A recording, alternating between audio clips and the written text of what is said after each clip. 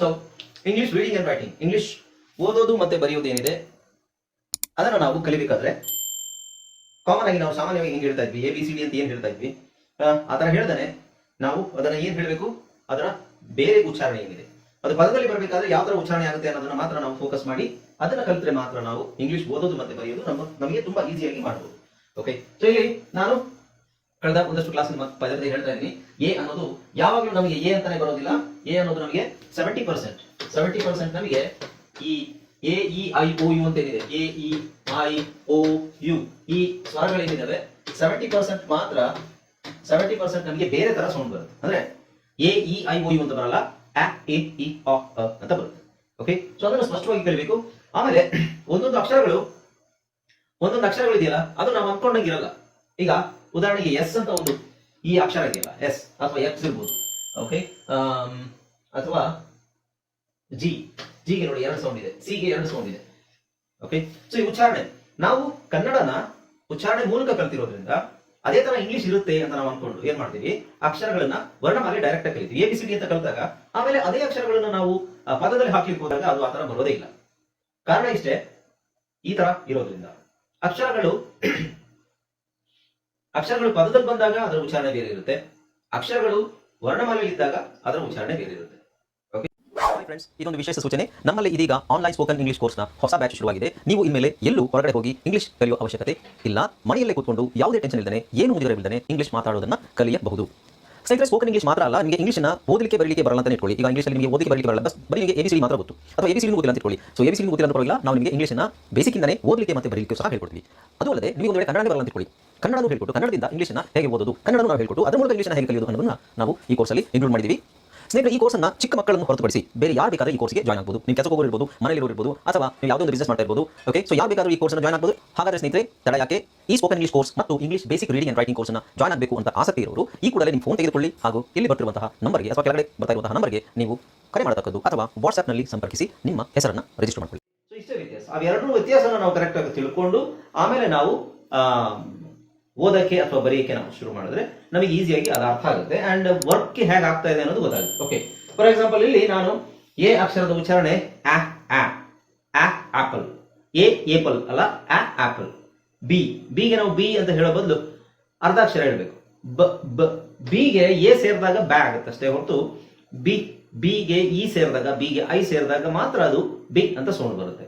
B ಅಂತ ಬರೀ B ಅಂತ ಒಂದೇ ಅಕ್ಷರ ಇದ್ದಾಗ ಅದರ ಉಚ್ಚಾರಣೆ ಬ ಅಂತ ಹೇಳಬೇಕು. ಓಕೆ, ಹಾಗೆ ಸಿಗೆ 2 ಉಚ್ಚಾರಣೆ ಕ ಮತ್ತೆ ಸ, ಡಿಗೆ ಡ, ಎಗೆ ಎ, ಸಾರಿ ಇಗೆ ಎ, ಎಫ್ಗೆ, ಜಿಗೆ ಗ ಜ. ಜಿಗೆ 2 ಸೌಂಡ್ ಇದೆ, ಅದು ಎಲ್ಲಿ ಬರುತ್ತೆ ಅಂತ ಆಮೇಲೆ ನೋಡೋಣ.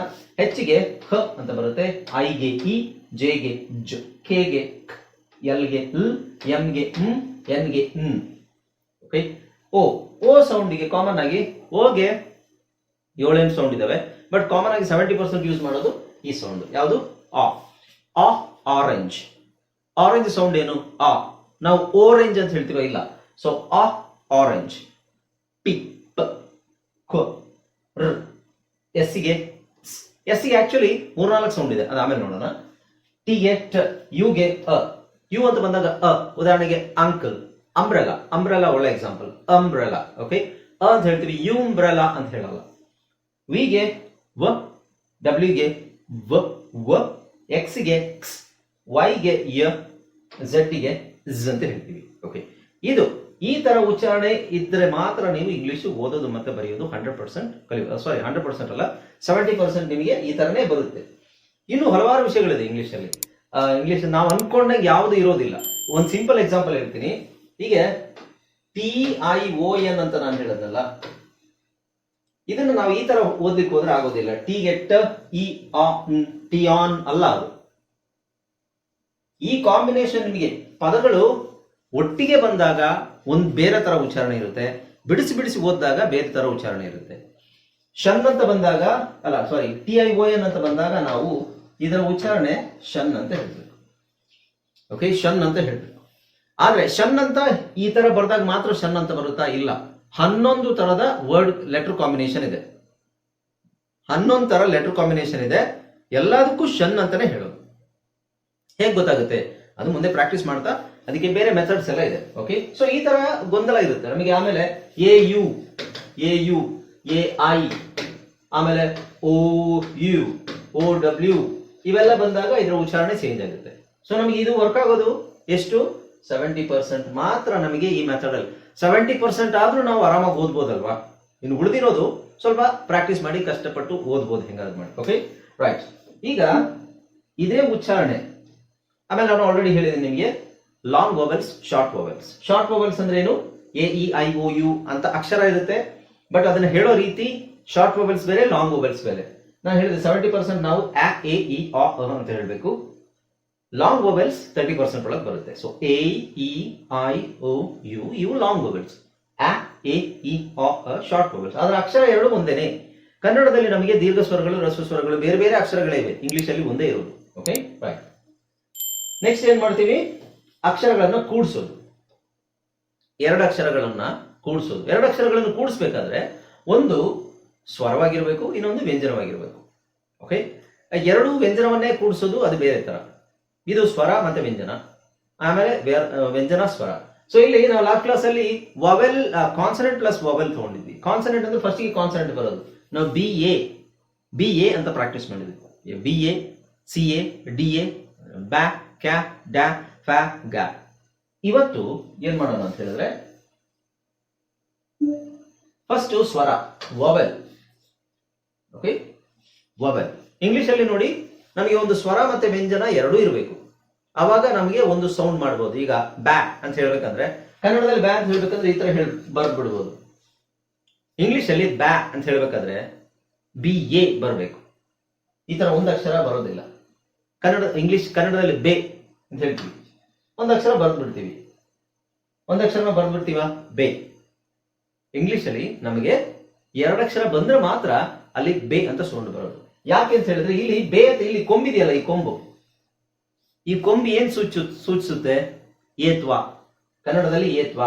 ಈಗ ಕ ಏತ್ವ ಕೆ ಅಂದ್ರೆ ಕ ಪ್ಲಸ್ ಏತ್ವ ಅಲ್ವಾ? ಕ ಏತ್ವ ಇವೆರಡು ಸೇರಿದಾಗ ಏನಾಗುತ್ತೆ ಅಂದ್ರೆ ಏತ್ವ ಅಂದ್ರೆ ಎ. ಅದಕ್ಕೆ ಸ್ವರ ಯಾವುದು? ಎ. ಸಿಂಬಲ್ ಏನು? ಇದು. ಒಂದ್ ಲೆಕ್ಕದಲ್ಲಿ ಕನ್ನಡನೇ ಕಷ್ಟ ಅನ್ಸುತ್ತೆ ನಾವು ಈ ತರ ಕಲಿಯೋದಾದ್ರೆ ಅಲ್ವಾ.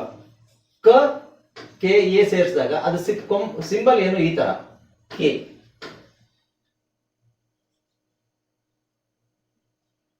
ಕನ್ನಡದಲ್ಲಿ ನೀವು ನೋಡಿ, ಕನ್ನಡ ನಮಗೆ ಸ್ವಲ್ಪ ಕಾಂಪ್ಲಿಕೇಟೆಡ್ ನಾವು ಡೀಪ್ ಆಗಿ ಹೋದ್ರೆ ಅದು ಕಷ್ಟ ಅಂತ ಅನ್ಸುತ್ತೆ. ಕನ್ನಡ ಆಲ್ರೆಡಿ ನಮಗೆ ಗೊತ್ತಿರೋದ್ರಿಂದ ಈಸಿ ಅಂತ ಅನ್ಸುತ್ತೆ. ಈ ಈ ಅಕ್ಷರ ನಮಗೆ ಹೇಗ್ ಬಂತು? ಈ ಅಕ್ಷರ ಅಂದ್ರೆ ಕಗೆ ನಾವು ಇದು ಕ, ಕಾ, ಕಿ ಅಥವಾ ಕೆ. ಇಲ್ಲಿ ಯಾಕೆ ಚೇಂಜ್ ಆಗಿದ್ದೇವೆ? ಎಲ್ಲ ಅಕ್ಷರಗಳಲ್ಲಿ ಇಲ್ಲೊಂದು ಕೊಂಬಿದೆ, ಇಲ್ಲಿ ಇದು ಕ ತಲೆಕಟ್ಟು ಅಂತ ಹೇಳ್ತೀವಿ ಕನ್ನಡದಲ್ಲಿ. ಕ ತಲೆಕಟ್ಟು, ಕ ತಲೆಕಟ್ಟಿನ ದೀರ್ಘ ಕಾ, ಕಾ ಕುಂಬು ಕಿ ಅಥವಾ ಕಾ ಗುಣಿಸು ಕಿ, ಕಾ ಗುಣಿಸಿಗೆ ದೀರ್ಘ ಕಿ. ಇಲ್ಲಿ ಕಾ ಏತ್ವಾ ಕೆ, ಕ ಏತ್ವಾ ಕೆ, ಕಾ ಅಲ್ಲ, ಕ ಏತ್ವಾ ಕೆ. ಸೊ ಇಲ್ಲಿ ಎಲ್ಲ ನೋಡಿದೀರಾ, ಇದು ಕೊಂಬಿದೆ ಅಲ್ಲ, ತಲೆಕಟ್ಟಿದೆ, ಇದು ದೀರ್ಘ ಇದೆ, ಇದಿದೆ, ಆಮೇಲೆ ಇದೆ. ಅದೆಲ್ಲ ಏನು? ಅದನ್ನೆಲ್ಲ ನಾವು ಡಿಕೋಡ್ ಮಾಡ್ತಾ ಹೋದ್ರೆ ಕನ್ನಡ ಮತ್ತೆ ಕಾಂಪ್ಲಿಕೇಟ್ ಆಗ್ತಾ ಹೋಗುತ್ತೆ ನಮಗೆ. ಆದ್ರೆ ಅದನ್ನ ಓದ್ತೀವಿ ಹೇಗೆ? ಅದು ಅಭ್ಯಾಸ ಆಗಿರೋದು. ಇಂಗ್ಲಿಷಲ್ಲೂ ಹಾಗೇನೆ. ಅದು ನಾವು ಈಗ ಒಂದು ಅಕ್ಷರ ಇದೆ ಅಂತ ಇಟ್ಕೊಳ್ಳಿ. ಕನ್ನಡದಲ್ಲಿ ಒಂದು ಅಕ್ಷರ ಇದ್ರೆ ಅದು ಬೇರೆ ತರ ಅದು ಆ ಅಕ್ಷರ ರೂಪುಗೊಂಡಿರೋದು. ಒರಿಜಿನಲ್ ಏನಿದು ಬೇ ಅಂತ ನಾವು ಬರೆಯೋದಾದ್ರೆ ಬ ಪ್ಲಸ್ ಎ.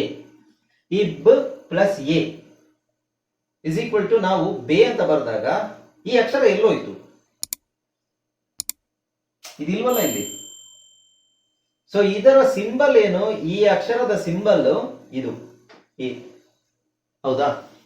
ಈ ಅಕ್ಷರದ ಸಿಂಬಲ್ ನಾವು ಈ ತರ ಹಾಕ್ತೀವಿ. ಅದು ಕಾಗುಣಿತದ ಮೂಲಕ ಕಲ್ತಿರೋದು. ರೈಟ್. ಹಾಗಾಗಿ ಓಕೆ. ಸೊ ಈಗ ನಾವು ಇಂಗ್ಲಿಷ್ ಕಲಿಬೇಕಾದ್ರೂ ಹಾಗೇನೆ ಅದು ಬಟ್ ಇಂಗ್ಲಿಷ್ ಅಲ್ಲಿ ನಿಮಗೆ ಏನಾಗುತ್ತೆ ಅಂದ್ರೆ ಎರಡು ಅಕ್ಷರ ಕೂಡಿದಾಗ ಎರಡು ಅಕ್ಷರಗಳು ಬೇರೆ ಬೇರೆ ತರ ಇರ್ತವೆ. ಸಾರಿ ಅದೇ ತರ ಇರ್ತವೆ, ಚೇಂಜ್ ಆಗಲ್ಲ. ಅರ್ಥ ಆಯ್ತಾ? ಎರಡು ಅಕ್ಷರಗಳು ಕೂಡಿದಾಗ ಅಕ್ಷರಗಳು ಹಾಗೆ ಇರ್ತವೆ, ಚೇಂಜ್ ಆಗಲ್ಲ. ಕನ್ನಡದಲ್ಲಿ ನೋಡಿ, ಇಲ್ಲಿ ಕರೆಕ್ಟ್ ಆಗಿ ಅರ್ಥ ಮಾಡ್ಕೊಳ್ಳಿ. ಕನ್ನಡದಲ್ಲಿ ನಮಗೆ ಕೆ, ಇದು ನೀವು ಪ್ರಾಕ್ಟೀಸ್ ಮಾಡಿ ನೀವು ಕಲ್ತಿದ್ದೀರಾ ಅಂದ್ರೆ ಗೊತ್ತಿದ್ದು. ಕ ಕ ಕಿ ಕಿ ಕು ಕು ಕೃ ಕೆ ಕೆ ಕೆ, ಓಕೆ ಗೊತ್ತು ನನಗೆ, ಓದಿ ಪ್ರಾಕ್ಟೀಸ್ ಆಗಿದೆ. ಬಟ್ ಅದು ಹೆಂಗ್ ಬಂತು? ಕೆ ಅಂತಾನೆ ಹೆಂಗ್ ಬಂತು? ಕೆ ಇದರ ಅರ್ಥ ಏನಿಲ್ಲ, ಕ ಪ್ಲಸ್ ಎ, ಕ ಪ್ಲಸ್ ಎ. ಸೊ ಈ ಎಗೆ ಸಿಂಬಲ್ ಏನು? ಇದು ಅಲ್ವಾ? ಎಗೆ ಸಿಂಬಲ್ ಅದು. ಅಂದ್ರೆ ಈ ಕ ಅಂತ ಏನಿದೆ ಇಲ್ಲಿ, ನಾವು ಇದು ಅರ್ಧಾಕ್ಷರ, ಇಲ್ಲಿ ಚೇಂಜ್ ಆಗೋದು, ಇಲ್ಲಿ ಬದಲಾವಣೆ ಆಗೋದು. ಇಲ್ಲಿ ಎ ಹಾಕ್ಬೇಕಾ, ಅಥವಾ ಇದನ್ನ ಇಳಿಸ್ಬೇಕಾ, ಅಥವಾ ಇದು ಇಲ್ಲಿ ಹಿಂಗ್ ಮೇಲೆ ಹೋಗ್ಬೇಕಾ, ಅದೆಲ್ಲ ಎಲ್ಲಿ ಸೂಚಿಸುತ್ತೆ? ಇಲ್ಲಿ ಬರೋ ಅಕ್ಷರದ ಮೇಲೆ ಡಿಪೆಂಡ್ ಆಗಿರುತ್ತೆ ಅಲ್ವಾ? ಇದು ಒಂದು ಲೆಕ್ಕದಲ್ಲಿ ಕನ್ನಡ ನಮಗೆ ಡೀಪ್ ಆಗಿ ಹೋದ್ರೆ ಅದು ಕಾಂಪ್ಲಿಕೇಟೆಡ್ ಅನ್ಸುತ್ತೆ. ಬಟ್ ಇಂಗ್ಲಿಷ್ ಅಲ್ಲಿ ಹಾಗೇನಿಲ್ಲ, ಅಕ್ಷರನೇ ಹಾಕೋದು. ಓಕೆ, ಅಕ್ಷರನ ಅದ್ರ ಪಕ್ಕದಲ್ಲಿ ಅಕ್ಷರ ಹಾಕಿದ್ರೆ ಅದಕ್ಕೆ ತಕ್ಕಂತೆ ಅದನ್ನ ಉಚ್ಚಾರಣೆ ಮಾಡಬೇಕು. ಓಕೆ, ಸೊ ಈಗ ಕಳೆದ ಕ್ಲಾಸಲ್ಲಿ ನಾವು ನೋಡಿದ್ವಲ್ಲ, ಈಗ ಬ್ಯಾ, ಬಿ ಎ ಬ್ಯಾ, ಬಿ ಇ ಬೆ, ಬಿ ಒ ಬಾ. ಇದರ ಅರ್ಥ ಏನು? ನಾವಿಲ್ಲಿ ಕ, ಅದೇ ಬ, ಎ ಎ ಇವೆರಡೂ ಸೇರುತ್ತೆ, ಬರ್ಬೇಕು. ಇಲ್ಲಿ ಚೇಂಜ್ ಆಗೋದಿಲ್ಲ, ಈ ತರ ಇಲ್ಲಿ ಎರಡು ಒಟ್ಟಿಗೆ ಇರುತ್ತೆ, ಅದೇ ತರನೇ ಇರುತ್ತೆ. Okay right. ಈಗ ಅದನ್ನೇ ನಾವು ರಿವರ್ಸ್ ಮಾಡಿದಾಗ, ಫಸ್ಟ್ ಸ್ವರ ಬಂದು ಆಮೇಲೆ ವ್ಯಂಜನ ಬಂದಾಗ ಅದರ ಉಚ್ಚಾರಣೆ ಚೇಂಜ್ ಏನಾಗಲ್ಲ, ಅಕ್ಷರ ಹೇಗಿರುತ್ತೆ ಅದೇ ತರ ಉಚ್ಚಾರಣೆ ಮಾಡಬೇಕು. ಈಗ ಇಲ್ಲಿ ನೋಡಿ, ಇದು ಉಲ್ಟಾ ಆದ್ರೆ, ಇದು ನಾವು ಕ್ಲಾಸಲ್ಲಿ ಬಿ ಎ, ಈ ಕಡೆಯಿಂದ ಓದಿದ್ರೆ ಏನಾಗುತ್ತೆ? ಬಿ ಎ ಬ್ಯಾ ಅಲ್ವಾ? ಅದನ್ನ ಆ ಕಡೆಯಿಂದ ಓದಿದ್ರೆ ಏನಾಗುತ್ತೆ? ಆ ಬ. ಓಕೆ, ಸೊ ಇದು ಎ, ಎ ಉಚ್ಚಾರಣೆ ಏನು ಹೇಳಿದೆ ನಾನು? ಆ ಬ, ಆಬ್, ಆಕ್, ಆಕ್, ಆಡ್, ಆಡ್, ಆ ಆಫ್, ಆಗ್, ಆಗ್, ಆಜ್, ಆಜ್, ಆಕ್. ಇಂಗ್ಲಿಷ್ ಅಲ್ಲಿ ಆಕ್ ಅಂತ ಬರ್ಬೇಕಾದ್ರೆ ಎರಡು ಅಕ್ಷರ ಹಾಕಬೇಕು, ಎ ಸಿ ಕೆ ಹಾಕಬೇಕು. ಸಿ ಕೆ ಹಾಕಿದಾಗ ಸಿ ಸೈಲೆಂಟ್ ಆಗಿರುತ್ತೆ, ಬರೀ ಕೆ ಮಾತ್ರ ಉಚ್ಚಾರಣೆ ಮಾಡಿದ್ರೆ ಸಾಕು. ಸೊ ಅಲ್ಲಿ ಆಕ್, ಆಕ್ ಅಂತ ಸೌಂಡ್ ಬಂದಾಗ ನಿಮಗೆ ಸಿ ಕೆನೇ ಇರುತ್ತೆ ಹೊರತು ಬರೀ ಸಿ ಇರಲ್ಲ, ಅಥವಾ ಸಿ ಇದ್ರೆ ಇರುತ್ತೆ, ಇಲ್ಲಾಂದ್ರೆ ಬರೀ ಕೆ ಇರಲ್ಲ. Okay, L, M, on. Okay, ಹಾಗೆ ನೋಡಿ ಆಪ್, ಆಕ್ವಾ. ಸೊ ಇಲ್ಲಿ ಸ್ವಲ್ಪ ಹುಷಾರಾಗಿರ್ಬೇಕು. ಇಂಗ್ಲಿಷ್ ಅಲ್ಲಿ ಎ ಆರ್ ಅಂತ ಬಂದಾಗ, ಎ ಆರ್ ಬಂದಾಗ ಕಾಮನ್ ಆಗಿ ನಮಗೆ 3-4 ತರ ಸೌಂಡ್ ಬರುತ್ತೆ. ಬಟ್ ಕಾಮನ್ ಆಗಿ ಬರೋದು ಆರ್ ಮತ್ತೆ ಆರ್, ಆರ್ ಆರ್, ಆರ್ ಅಂತ ಬರುತ್ತೆ. ಈಗ ಎ ಆರ್, ಆರ್, ಬಟ್ ಇದನ್ನ ಆರ್ ಅಂತಾನು ಓದ್ತೀವಿ, ಆರೇ ಜಾಸ್ತಿ ಬರೋದು. ಓಕೆ, ಸೊ ಇಲ್ಲಿ ಈ ತರ ನಾನು ರೆಡ್ ಕಲರ್ ಚೇಂಜ್ ಆಗಿ ಕೊಟ್ಟಿರೋದು ನಿಮಗೆ, ಅದರಲ್ಲಿ ಬೇರೆ ತರ ಸೌಂಡ್ ಬರುತ್ತೆ ಅಂತ ಅರ್ಥ. A S as, A T act, A V ಆವ್. ಆಮೇಲೆ ಹಾಗೆ ಎ ಡಬ್ಲ್ಯೂ ಬಂದಾಗ, ಎ ಡಬ್ಲ್ಯೂ ಬಂದಾಗ ಏನಾಗುತ್ತೆ? ಸೌಂಡ್ ಚೇಂಜ್ ಆಗುತ್ತೆ ಆಟೋಮೆಟಿಕ್ ಆಗಿ. ಎ ಡಬ್ಲ್ಯೂ ಬಂದಾಗ ಆ. ಸೊ ಈಗ ನೋಡಿ, ಎ ಸೌಂಡ್ ಏನು? ಆ. ಡಬ್ಲ್ಯೂ ಸೌಂಡ್ ಏನು? ವ. ಆವ್ ಬರಲ್ಲ, ಯಾಕೆಂದ್ರೆ ಇಲ್ಲಿ ಆವ್ ಆಲ್ರೆಡಿ ಇದೆ. ಎ ವಿ ಬಂದಾಗ ಆವ್ ಬರೋ ತರನೇ ಇದೆ, ಆವ್. ಅದೇ ತರ ಎ ಡಬ್ಲ್ಯೂ ಬಂದಾಗ ಆವ್ ಅಂತ ಹೇಳೋ ಅವಶ್ಯಕತೆ ಇಲ್ಲ. ಎ ಡಬ್ಲ್ಯೂ ಬಂದಾಗ ಆ ಅಂತ ಹೇಳಬೇಕು. ಏನು? ಆ. ಎ ಎಕ್ಸ್, ಆಕ್ಸ್. ಹಾಗೆ ಎ ವೈ, ಎ ವೈ ಬಂದಾಗ ಎ ಅಂತ ಹೇಳಬೇಕು, ಎ. Okay, S. ನಾನು ಒಂದು ಎಕ್ಸಾಂಪಲ್ ತೋರಿಸ್ತೀನಿ ಎಲ್ಲೆಲ್ಲಿ ಈ ಸೌಂಡ್ಸ್ ಎಲ್ಲ ಡಿಫರೆಂಟ್ ಬ್ಲೆಂಡಿಂಗ್ ಸೌಂಡ್ಸ್ ಅಂತ ನೆಕ್ಸ್ಟ್ ತೋರಿಸ್ತೀನಿ. ಅದು A Z, as. Okay, so first ನಮಗೆ 26 ಅಕ್ಷರಗಳ 28 ಶಬ್ದಗಳು ಏನಿದೆ ಉಚ್ಚಾರಣೆ ಸೌಂಡ್ಸ್, ಅದು ಕರೆಕ್ಟ್ ಆಗಿ ಗೊತ್ತಿದ್ರೆ ಇದು ಆಟೋಮೆಟಿಕ್ ಆಗಿ ಬಂದ್ಬಿಡುತ್ತೆ ನಿಮಗೆ. ಆ ಅನ್ನೋದು ಗೊತ್ತಿರಬೇಕು. ಝೆಡ್ ಉಚ್ಚಾರಣೆ ಏನು? ಝೆಡ್ ಅಲ್ಲ, ಆ ಝೆಡ್ ಅಂತ ಹೇಳೋದಲ್ಲ, ಝೆಡ್ ಉಚ್ಚಾರಣೆ ಝ್ ಅಂತ ಬರುತ್ತೆ. Okay, next E, right. Next ಉಚ್ಚಾರಣೆ ಏನು? ಇ ಅಂತ ಬರುತ್ತೆ ನೋಡಿ. ಈದು ಸೌಂಡ್ ಏನು? ಈದು ಸೌಂಡು ಎ. ನಾನು ಆಲ್ರೆಡಿ ನಿಮಗೆ ಹೇಳಿದ್ದೀನಿ, ಆ ಆಪಲ್, ಆ ಎ ಎಲಿಫೆಂಟ್. ಎ ಉಚ್ಚಾರಣೆ ಬರೋದಾದ್ರೆ ಅಲ್ಲಿ ಅಕ್ಷರ ಇ ಇರಬೇಕು, ಅಥವಾ ಅಕ್ಷರ ಇ ಇದ್ರೆ ನಾವು ಎ ಎಲಿಫೆಂಟ್. ಎಲಿಫೆಂಟ್ ಸ್ಪೆಲ್ಲಿಂಗ್ ಏನು? ಇ ಅಂತ ಸ್ಟಾರ್ಟ್ ಆಗುತ್ತೆ. ಇ ಇಂಕ್ ಬಾಟಲ್. ಐ ಅಕ್ಷರ ಇದೆ ಬಟ್ ಇ ಅಂತ ಶುರು ಆಗುತ್ತೆ. ಇ ಇಂಕ್ ಬಾಟಲ್. ಆ ಆರೆಂಜ್. ಆ ಅಕ್ಷರ ಯಾವುದು? ಓ. ಅ ಅಂಬ್ರೆಲಾ ಅಕ್ಷರ ಯಾವುದು? ಯು. ಯಾಕೋ ಬ್ಲರ್ ಆಗ್ತಾ ಇದೆ, ಸ್ವಲ್ಪ ವೈಟ್ ಮಾಡಿ.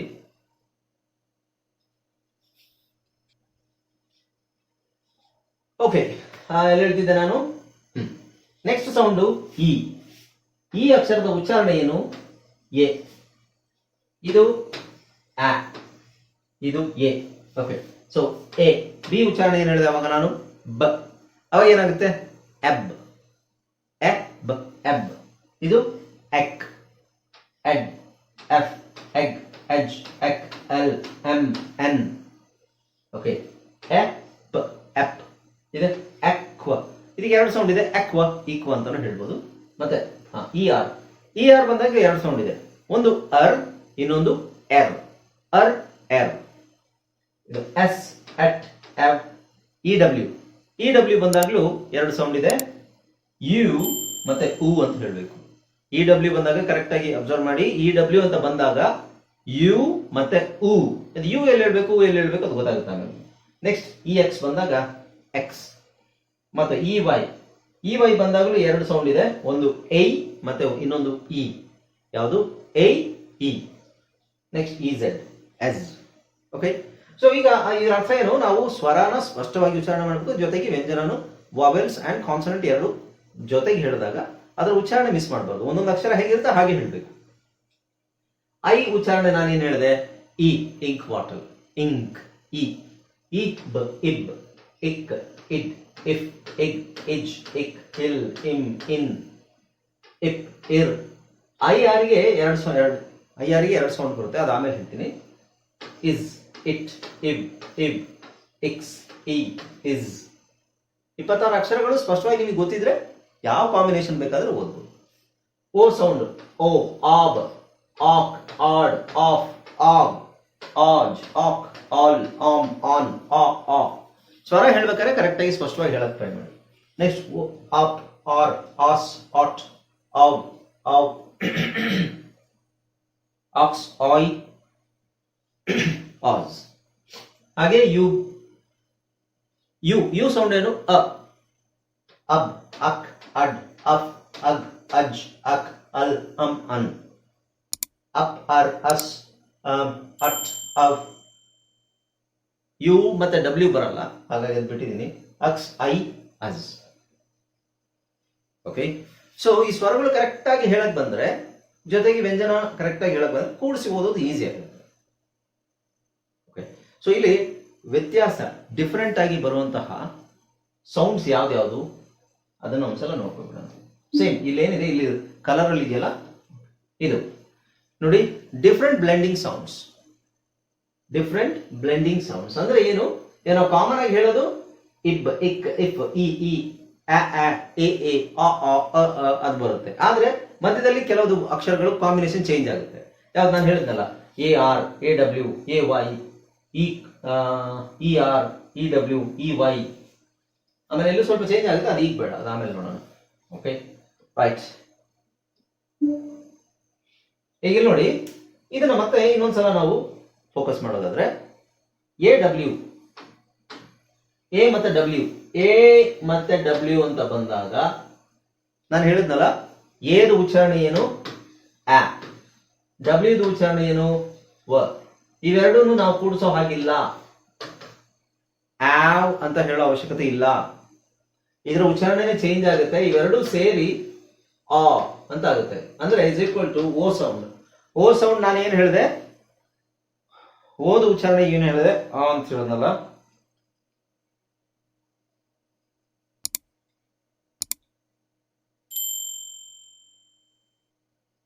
ಓದು ಉಚ್ಚಾರಣೆ ಆ ಅಂತ ಹೇಳಿದೆ ಅಲ್ವಾ?